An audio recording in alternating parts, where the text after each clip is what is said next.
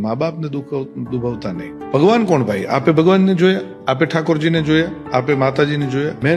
મેં જે જોયા એ મેં મારા મા બાપમાં જ જોયા છે. તો જન્મ તો આપણને મા બાપે આપ્યો છે. આપણી કુળદેવી છે, કુળદેવતા છે, પણ એ બધા પછી છે. અને બધા આપણા મા બાપને આપણે દુખી કરશું ને તો કોઈ આપણી સાથે આપણે કુળદેવતા કુળદેવી ન ઉભારે. કારણ કે મેઇન જ મુખ્ય જ આ છે. એટલે ખાસ બધાને હું વિનંતી કરું કે મા બાપને દુખી ન કરતા, ક્યારેય ન કરતા. ભૂલો ભલે બીજું બધું, મા બાપને ભૂલશો નહીં.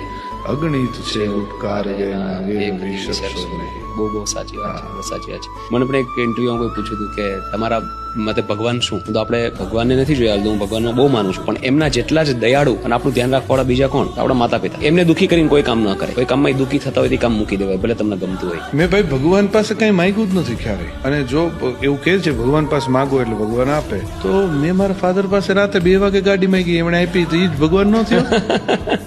રાઈટ, ભગવાન એ જ થયો ને. Yes yes. તો મા બાપ જ ભગવાન છે.